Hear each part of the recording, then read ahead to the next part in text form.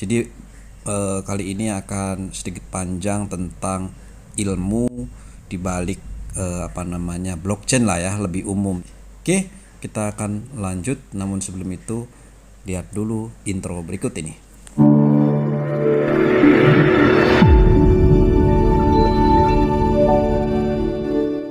Disclaimer, semua video bersifat edukasi, dilarang mengikuti segala kegiatan mengatasnamakan channel ini. Forex, saham, dan kripto adalah bisnis beresiko tinggi dan bukan tempat mencari kekayaan dengan cepat. Tidak menerima titipan dana atau giveaway atau hadiah atau apapun bentuknya. Berhati-hatilah terhadap penipuan dan manipulasi yang menyerupai perdagangan aset ini. Oke. Setelah saya agak bosan, saya melanjutkan ke yang detail lebih lain gitu ya. Mungkin kalau kalian lihat coin market cap, saya bertanya kepada dia, circulation supply itu apa saja? Apakah termasuk aset yang di staking? Nah, circulation supply dalam dunia kripto merujuk pada jumlah token atau koin yang saat ini tersedia dan beredar di pasar. Ini mencakup semua token atau koin yang telah diterbitkan dan didistribusikan kepada investor atau pengguna dan belum dihapus dari sirkulasi. Circulation supply biasanya digunakan sebagai indikator untuk mengukur nilai pasar dan sebuah proyek kripto. Ini dapat membantu investor dan pedagang untuk menilai kesehatan proyek dan nilai koin atau token tertentu, serta potensi apresiasi di masa depan. Sementara itu, aset yang di staking biasanya tidak termasuk dalam circulating supply. Jadi, misalkan kalian punya koin, kemudian kalian gunakan untuk staking 1 juta koin misalkan di stake, berarti tidak masuk hitungan di sini. Tidak masuk ya. Saat Anda melakukan staking, token atau koin Anda ditahan atau di lock untuk periode waktu tertentu sebagai jaminan dalam jaringan blockchain atau protokol. Ini berarti bahwa koin atau token yang di stake tidak tersedia untuk digunakan atau diperdagangkan selama periode waktu tersebut. Nah, pengalaman saya kemarin menggunakan staking,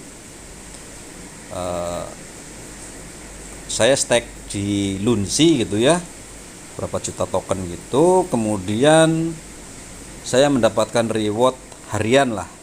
Rewardnya saya bisa cairkan harian berupa token Lunsi.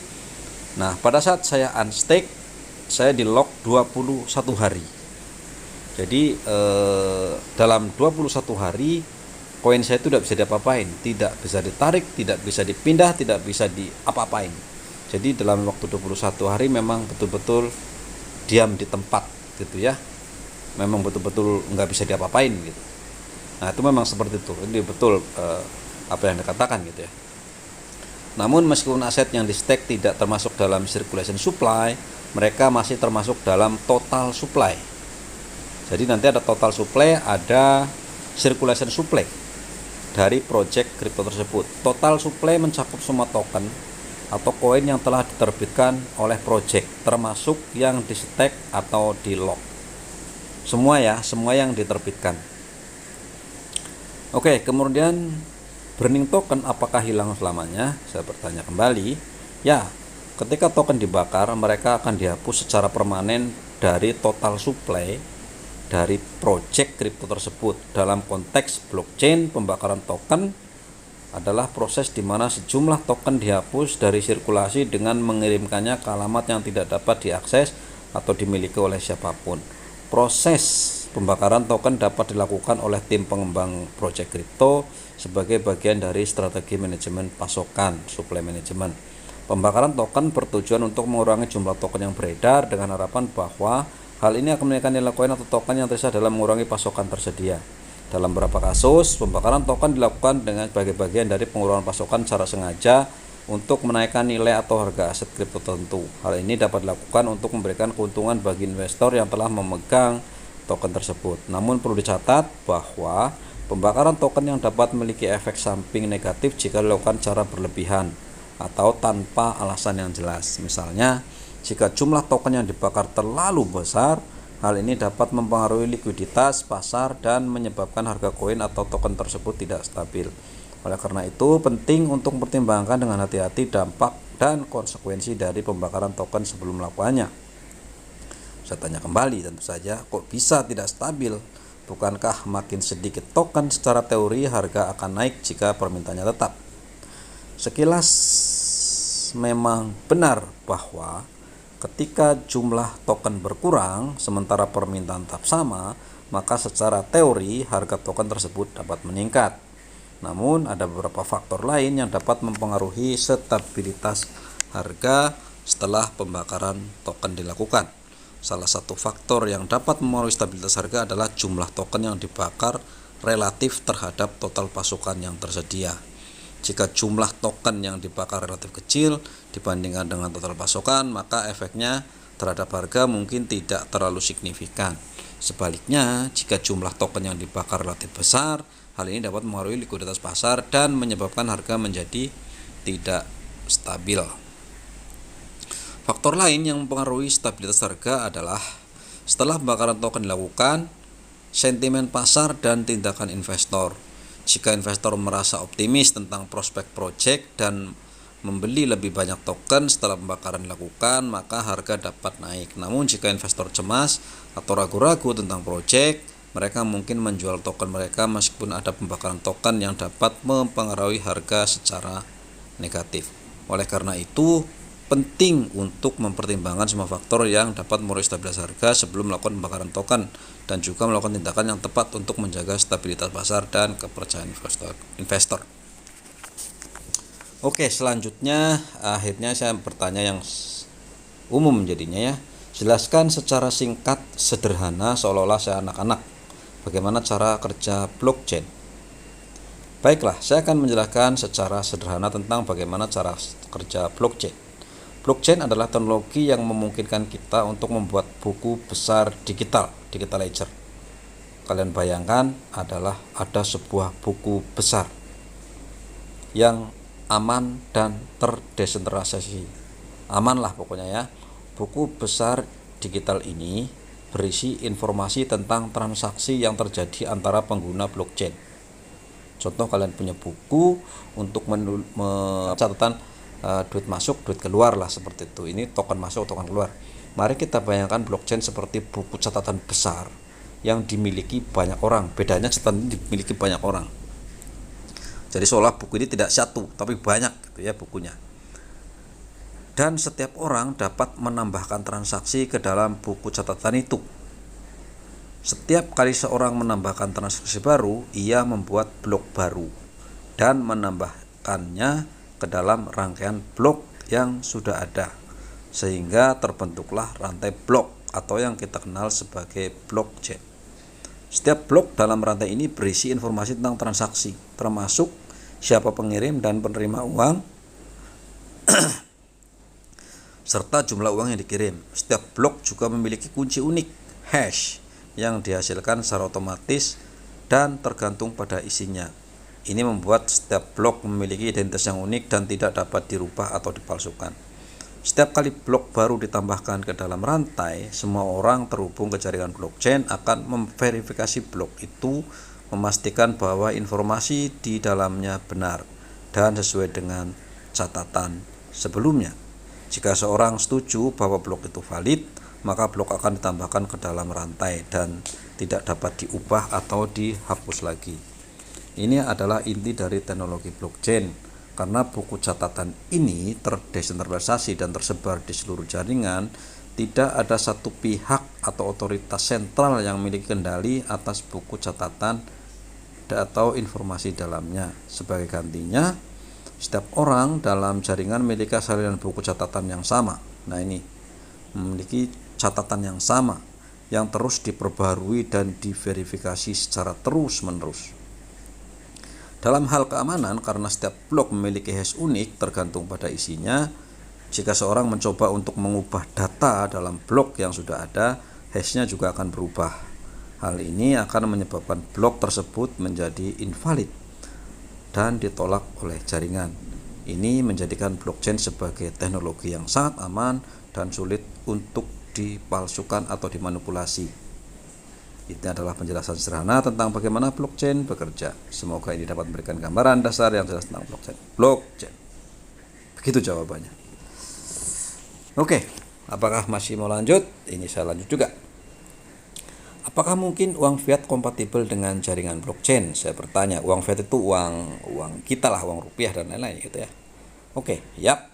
Uang fiat seperti dolar, euro, atau rupiah dapat diintegrasikan dengan jaringan blockchain.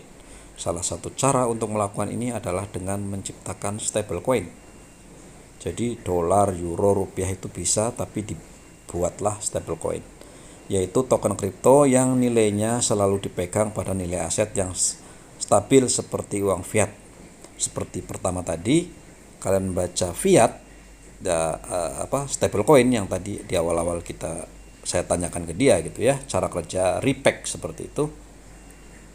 Cara kerja stablecoin adalah dengan mempertahankan cadangan uang fiat yang sesuai dengan jumlah token yang beredar. Misalnya, jika ada 1 juta stablecoin yang beredar, maka harus ada cadangan uang fiat senilai 1 juta untuk menjamin nilai token. Setiap kali ada permintaan untuk stablecoin, cadangan uang fiat akan dipindahkan ke dalam smart contract. Nih, setiap kali ada permintaan stablecoin, cadangan uang fiat akan dipindahkan ke dalam smart contract dan stablecoin akan diterbitkan ke pengguna yang membeli dengan uang fiat.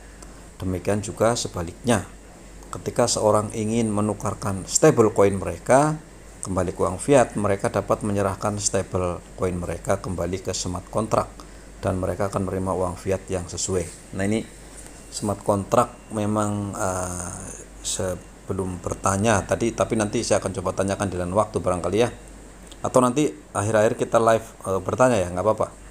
Saya agak begitu ini dengan cara kerjanya ya, bagaimana cara kerja smart contract gitu.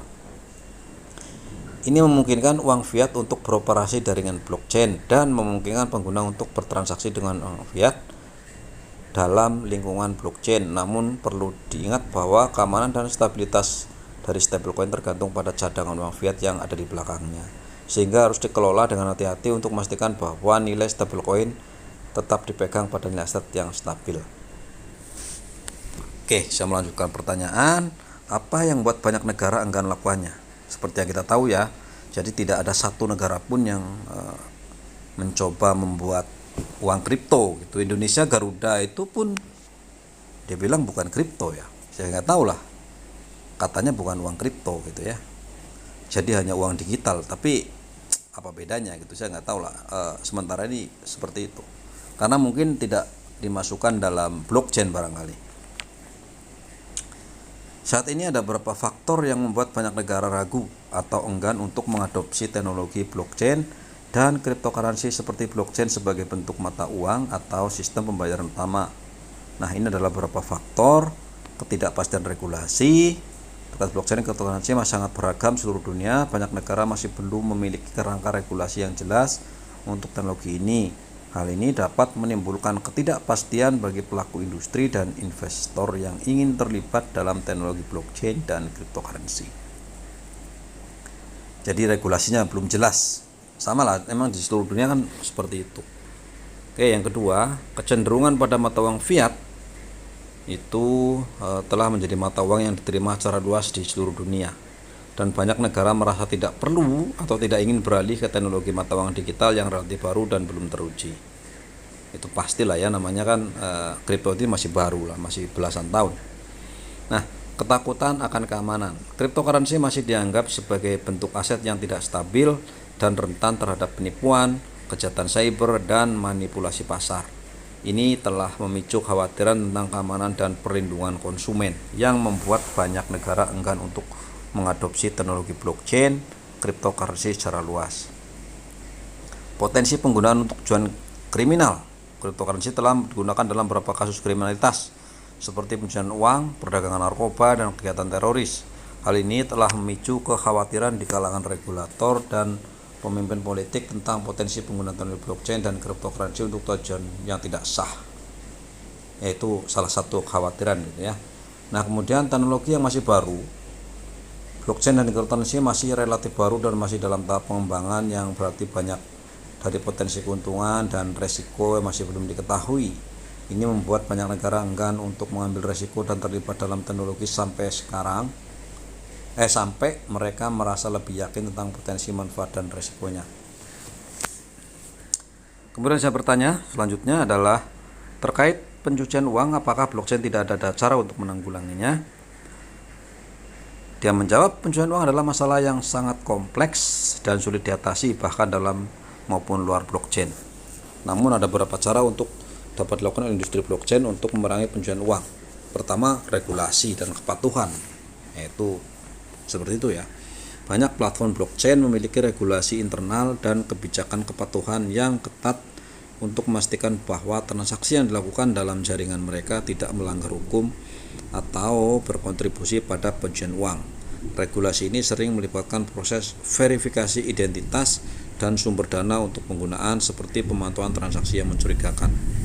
Ya mungkin kalau uangnya banyak sekali pasti pengen tahu ini uang dari mana gitu ya. Nah, kemudian yang kedua, teknologi anti pencucian uang. Teknologi blockchain memiliki beberapa fitur yang dapat membantu memerangi pencucian uang seperti verifikasi transaksi terdesentralisasi dan immutable, tidak dapat dirubah.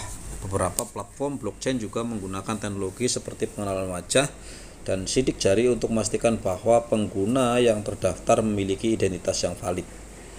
Ya ini susahnya ya, karena kita saja bisa menggunakan wallet itu tanpa ngapa-ngapain, cuman daftar, dapatkan nomor, catat, masukin duit, kirim, bisa seperti itu. Paling-paling ya memang di exchange-nya kan, tapi kalau di pack and swap atau di DEX gimana gitu ya, nggak tahu lah, pokoknya ya namanya blockchain tuh sedikit agak rumit lah gitu ya, makanya kita belajar.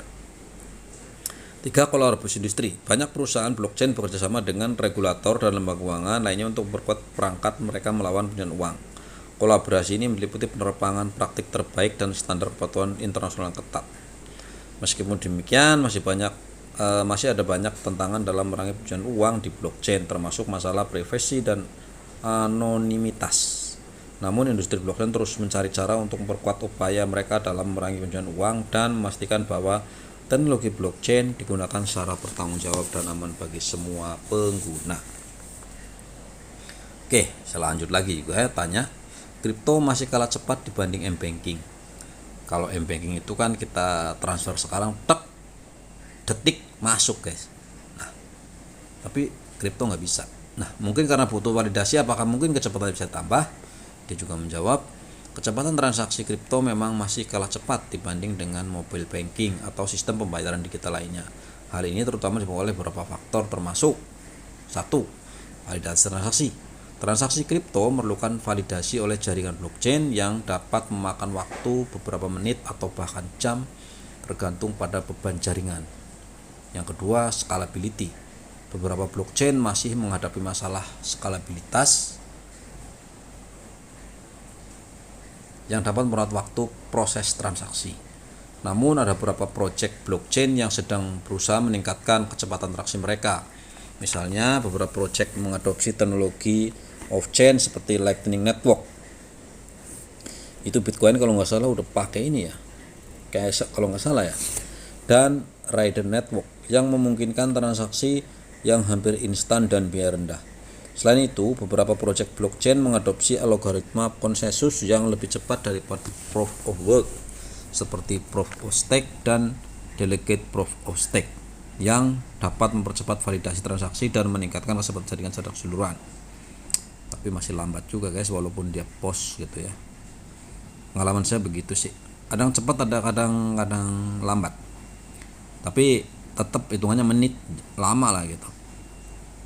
Meskipun demikian, perlu diingat bahwa keamanan dan keandalan dalam jaringan blockchain harus tetap menjadi prioritas utama. Karena itu, peningkatan kecepatan transaksi harus dilakukan dengan hati dan diimbangi dengan pelindungan yang memadai terhadap serangan jaringan resiko keamanan lainnya. Tetap ya, karena itu ini. Masih panjang guys ya. Berapa tadi saya tanya? Mau terus ya? Terus aja deh. Namanya belajar nggak boleh bosan guys. Saya bertanya kembali, di masa depan jika uang kripto dipakai dan diterima semua negara, bagaimana nasib uang fiat negara tersebut?